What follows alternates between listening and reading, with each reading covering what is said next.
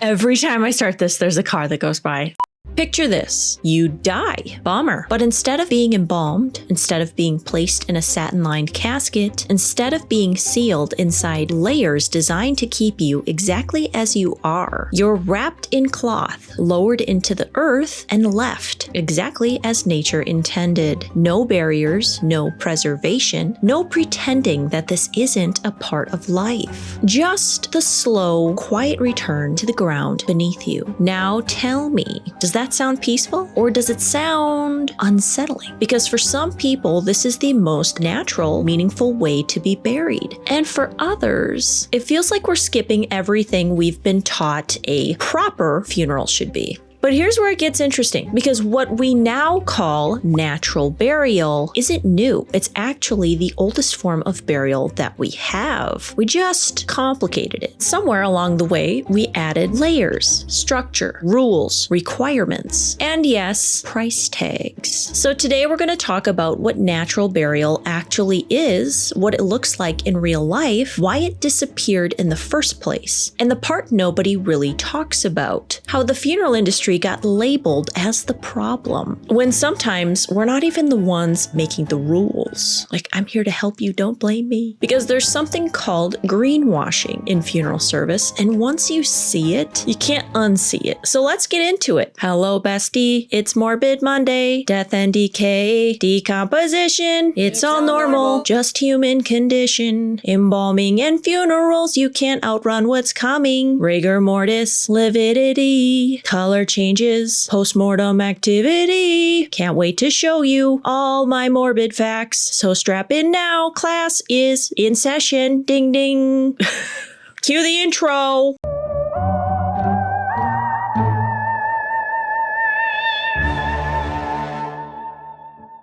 So let's start simple. When people hear natural burial, it sounds like this big alternative thing. Kind of sounds fancy. When really, it's not. Natural burial is exactly what it sounds like. It's allowing the body to decompose naturally without interference. No embalming, no vaults, no sealing the body off from the earth. Just a body placed into the ground and returned to the environment over time. And from a mortuary science perspective, this is actually the most efficient way for a body to break down, because embalming slows everything down. Vaults and liners separate the body from the soil. So natural burial is basically saying, we're not going to mess with this. And this next bit is where people get a little surprised, because natural burial doesn't look like what most of us picture when we think of a cemetery. There's no shiny casket, no big concrete vault, no attempt to keep everything exactly as it is. Instead, your body might be wrapped in a shroud or placed in a simple pine box, or if you want, a biodegradable casket, and then you're buried in a space that actually looks like nature, a meadow, a forest, something that doesn't look like rows and rows of headstones. Sometimes there's a small marker, maybe a tree, or sometimes nothing at all, because the goal isn't preservation, it's return. So if this is how burial naturally works, you might be wondering, how did we get so far away from it? Because for most of human history, burial was simple, like really simple. A body, a wrap, maybe a handmade coffin, wooden box, and the ground. That was it. That's your history. No extras, no upgrades, no premium packages. But then, like everything else, we got a little fancy. Death became a status symbol. And I mean that in the nicest way possible, but also not really. I mean, it is what it is. Because just like in life, people started asking, what does this say about me? What does this say about my family? So now we've got bigger headstones, more elaborate coffins, family plots, monuments, family crypts, mausoleums. Funerals just got bigger, and burials got more elaborate and fancy, because it wasn't just about death anymore. It became about legacy. And then on top of that, things got more structured. Cemeteries weren't just land anymore. They became maintained spaces, rows, landscaping, uniformity. And once that happened, regulation stepped in. My brain is all of a sudden comparing this to an HOA neighborhood. Would never want to live in one of those, but it's regulated. There's rules. Because now we're not just dealing with tradition, we're dealing with public health, documentation, and legal responsibility. So no, you can't just go bury someone in your backyard anymore. I'm so sorry.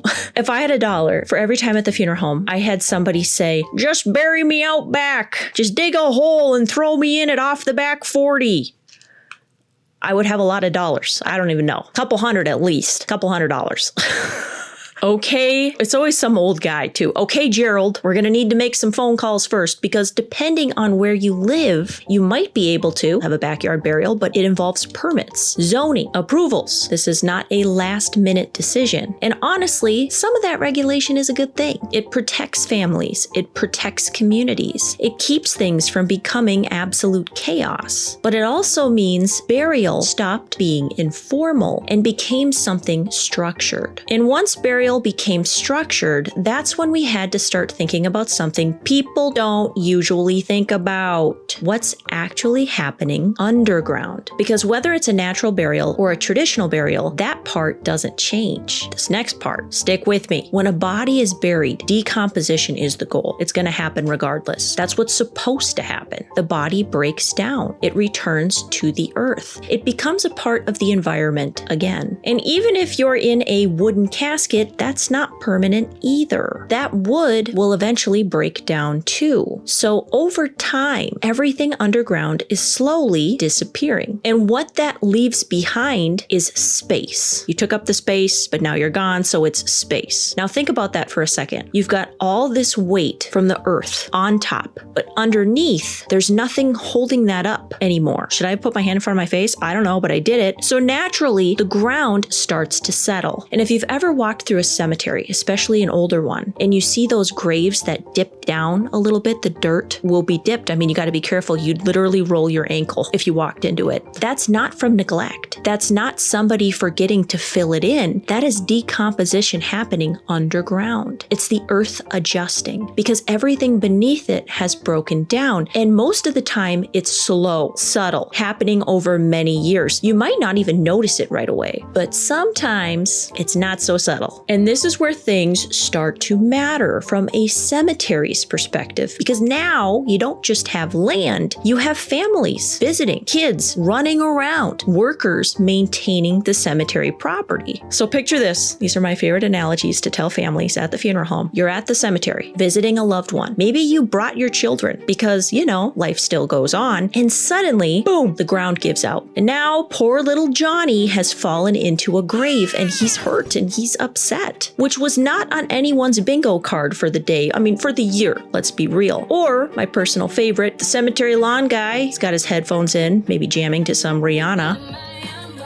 And suddenly, boom, he drops into a grave and he breaks both legs. And now it's like, yeah, this also happened last week with Jim. This is no longer just awkward. This is lawsuits. This is liability. And this is a very, very real problem. So cemeteries had to figure out, how do we stop this from happening? And that's where things like grave liners, burial vaults, and sometimes casket requirements started to come into play. The grave liner, that's your baseline. That's just there to hold the shape of the ground. Sometimes they drill holes in the bottom of the grave liner so that water can filter through. All it's there to do is to maintain the weight of the earth so it doesn't collapse in on itself. But then, like anything else, there's an upgrade. Vaults, sealed vaults, different material vaults, different price points. And this is where things start to blur a little, because now we've gone from keeping the ground from collapsing, that's the goal, to adding layers and options and upgrades. So when we talk about natural burial, we're not introducing something new. We're actually stripping all of that back to what burial originally was before the structure, before the upgrades, and before all of the extras got added in. So when we talk about natural burial, it can feel like this new, hip, alternative option, something people are just now getting into. But the truth is, this was never lost. There are entire communities and religions that never never stopped doing this. Not as a trend, not as an aesthetic, not as a cheaper option, but as a deeply held belief about what should happen to the body after death. For example, in Islamic burial practices, the process is simple, intentional, and time-sensitive. The body is washed by members of the community, wrapped in a simple shroud, and buried as quickly as possible, often within 24 hours. No embalming, no preservation, and no delay. Jewish burial follows a very similar philosophy.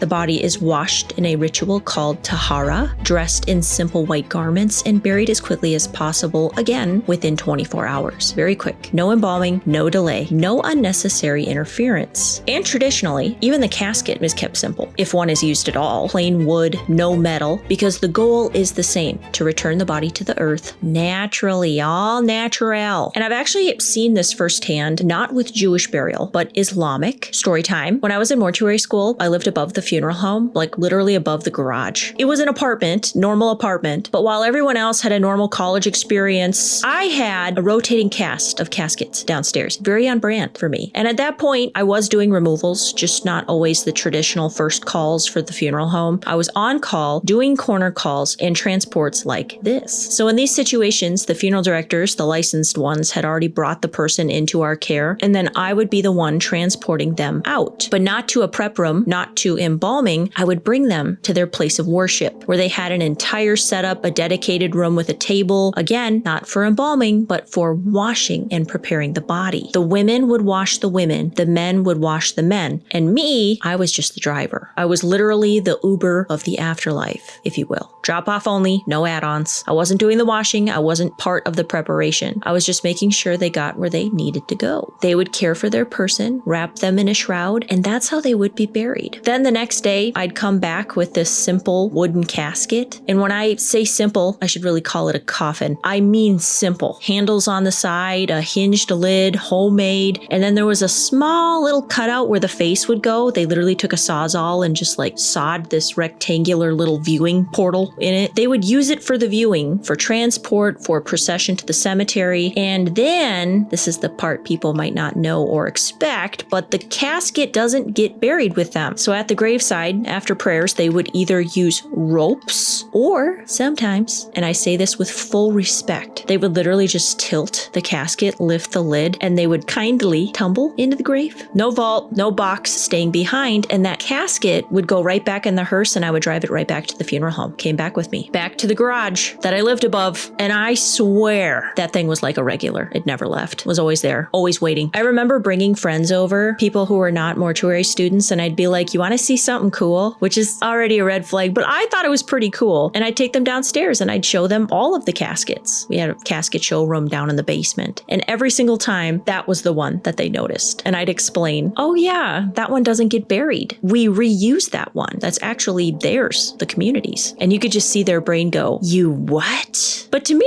it makes a lot of sense, because in that moment, I realized this is what natural burial actually looks like when it's not being sold to you. Simple, intentional, and honestly, really, really human. And that's why when I see green burial trending or people talking about how green burial is the new trend, the new in thing, I always pause, because for a lot of communities, this has been the standard all along. And then somewhere along the way, we took something simple and started adding layers to it. And that's when things started to change. So now I briefly want to get into something that doesn't get talked about like anywhere. It's called greenwashing, and here's what that means. Super plain and simple. It's when something is marketed as natural or eco-friendly, but it's been dressed up, repackaged, and sometimes priced higher than it needs to be. So it sounds good, it looks good, it has all the right words attached to it, but when you actually break it down, it's not always as simple as it's being presented. And listen, this isn't me saying funeral service is bad. There are amazing funeral directors, amazing cemeteries, and like any industry, there are also people who lean into trends, because that's what happens. Something starts trending, people start asking about it, and suddenly you start seeing green caskets, green burial packages, eco-friendly upgrades, cemeteries charging more for green spaces. And it's like, okay, hold on, because what we just talked about with religious burials, with what I've personally seen, natural burial at its core is really simple. So the question becomes, what is actually required and what is being added on top of that. Because sometimes you're paying for something you truly want, and that's okay. Like if you really want that, that's great. But other times you're paying more for something that's being presented as natural when the most natural version of it is actually much simpler. Get what I'm saying? And that's why I'm bringing this up, not to scare you, not to call anyone out, but so that if you or your family want a natural burial, you actually understand the basics and maybe how to do it, what's required, what's optional, maybe what to look out for, and what you can say no to. Just something to look out for. Because the goal here isn't to make death more complicated. It's to make sure you're not being sold something when what you really wanted was simplicity. And when people don't understand that, when they don't plan ahead, pre-planning is a gift. But when you don't pre-plan your funeral, and when you think you can just wing it or figure it out in the moment when the death occurs, that's when things can go very, very wrong. And lucky for you, I have another story I will never forget that I would love to share with you, because this is the perfect example of that. So this man's mother dies at a hospital in Duluth, Minnesota. And for reasons I cannot fully explain, he asks the hospital if he can take her home, and they don't tell him no. So they give him a box, like a to-go box. It literally looked like a cremation container for his mother. And this man put his deceased mama into his minivan, except the back hatch on the minivan didn't work. So he opens the side door, slides her in sideways, and drives with her feet hanging out the side door for hours across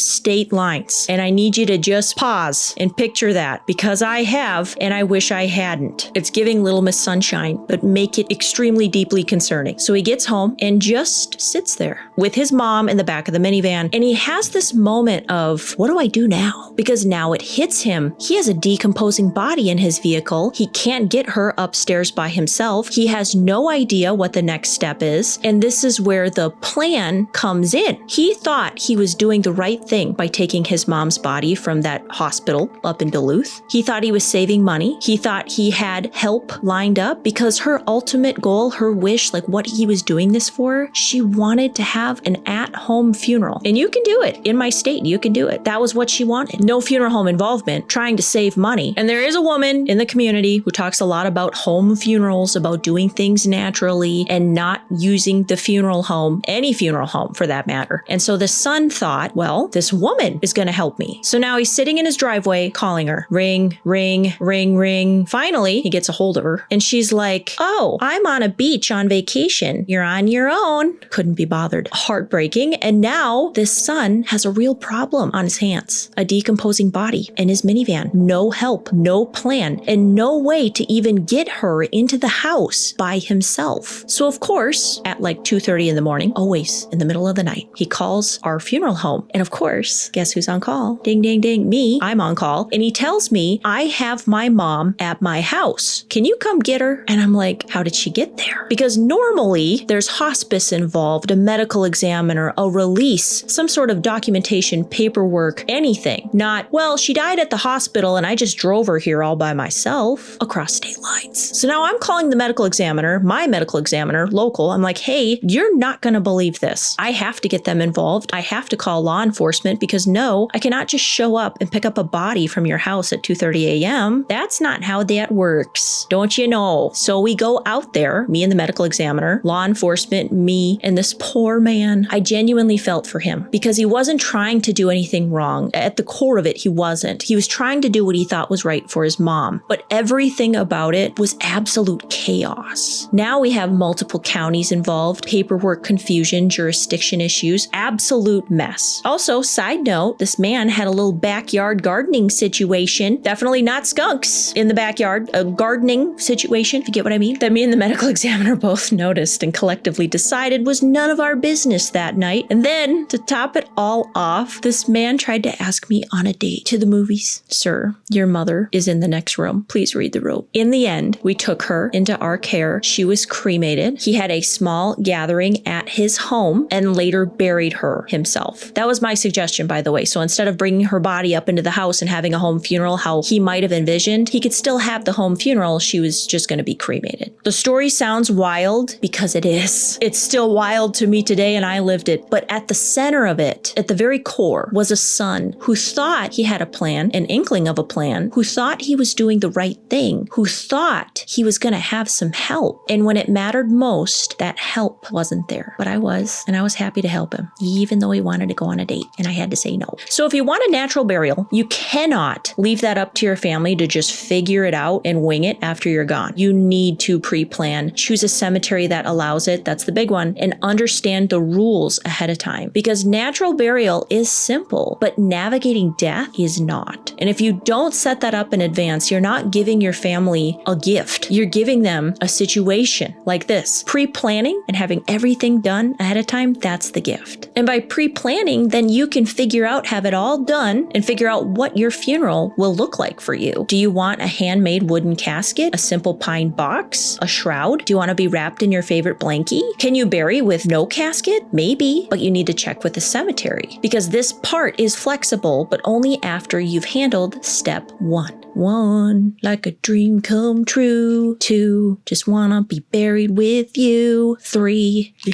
cause you're the only one for me. 4, repeat step. No, I'm just kidding. Okay, anyways.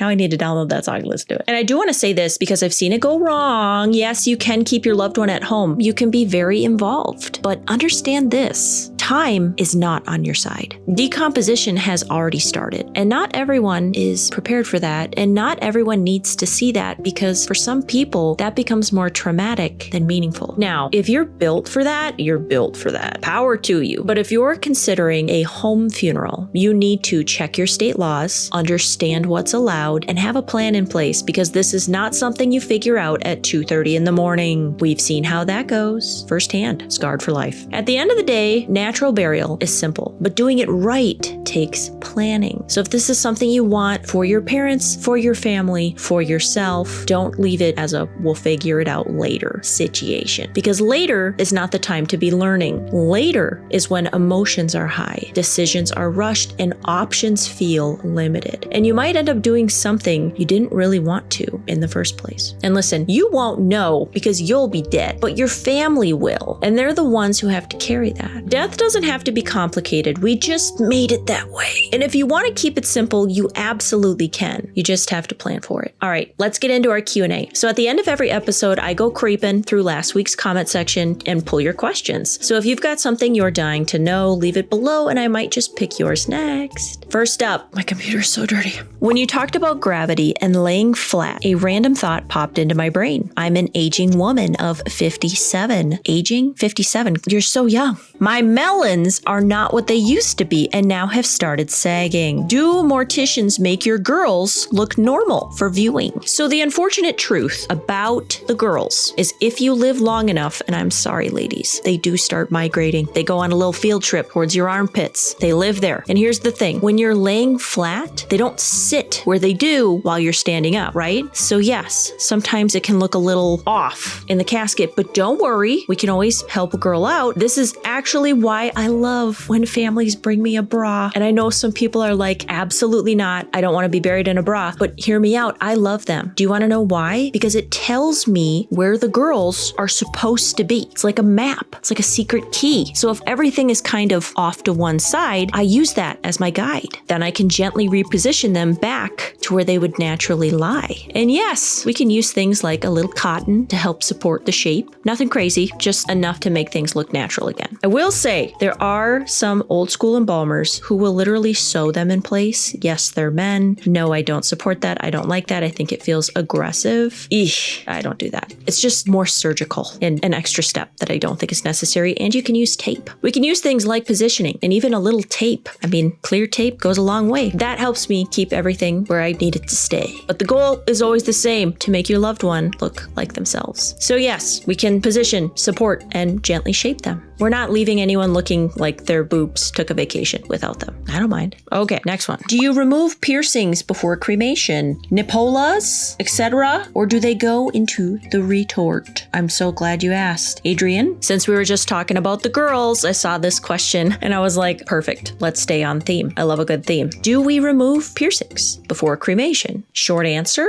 yes, ideally. Now, realistically, if we're talking about like a 90-year-old little old lady on hospice, that that's probably not something I'm going to do a full treasure hunt for. But I can already hear some of you right now, like from my generation, I'm keeping my piercings in forever. Okay, respect, diva. But here's what actually happens. If someone passes away younger and they have piercings, especially if there's an autopsy, those are removed during your autopsy. And I just get them back as personal effects in a little baggie and I give them to your family. If they're not removed, like let's say on the off chance they weren't, then yes, I'll remove them because metal does not cremate. It doesn't burn right. It doesn't just disappear. So if it goes into the retort, it's still going to be there at the end. And during processing, we sweep out the bones and then we grind them up. When everything is just reduced down, those piercings get separated out because they can damage the equipment that processes the bones. So no, you're not becoming one with your jewelry. Those piercings are not going on the final journey, but I'll take them out and put them in your urn for you if you really want, because I am your fairy funeral friend, making dreams come true, one morbid wish at a time. All right, next question. Is an autopsy required for everyone, or can we just pass? Short answer, no, you can't always say no. It really depends on how someone passed away. If the death is considered unexpected, accidental, under investigation, car accident, motorcycle accident, unaliving, then the medical examiner gets involved. And once they're involved, the autopsy is not optional. That becomes a legal process. But on the flip side, there are also situations where families want an autopsy and it's actually not required. And I've seen this firsthand. I had a case where someone was over the age of 65, and when I tell you, this man had a medical history a mile long. I remember diabetes, heart issues, kidney problems, just to name a few. It was a lot, like a full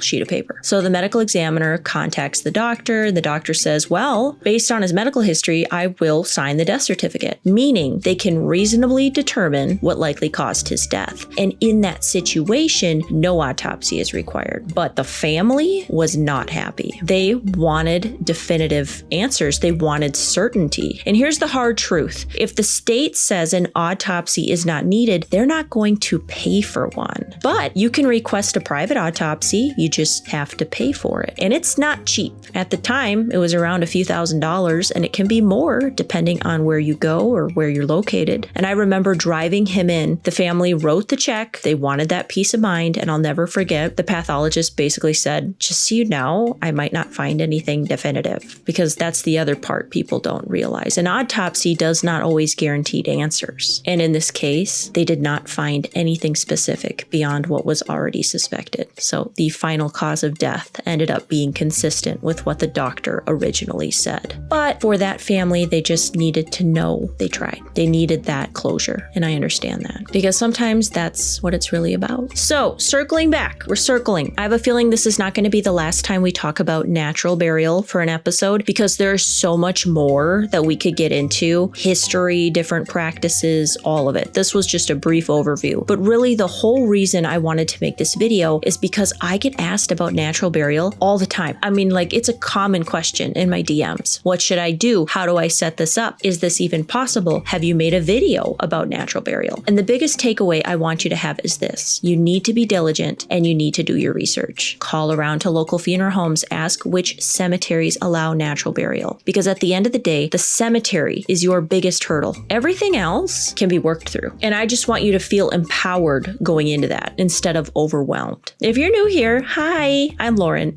That sounded so lame. Hi. If you're new here, hi, I'm Lauren the Mortician. We talk about death, dying, and all the things people don't want to talk about because death is normal. And what's weird is that we treat it like it's not. I've been loving your comments lately, your questions, your video ideas. Please keep them coming. I really appreciate them. And pretty soon, I'm going to be in a new office and I'm so excited. So this is going to be changing a little bit and I'm absolutely going to need your help decorating it, maybe? I don't know, because I have no idea what I'm doing yet. Here goes nothing. That's kind of like motto of my life. All right, it's time for your mango kisses. If you don't know what a mango kiss is, you're going to find out. So hold on.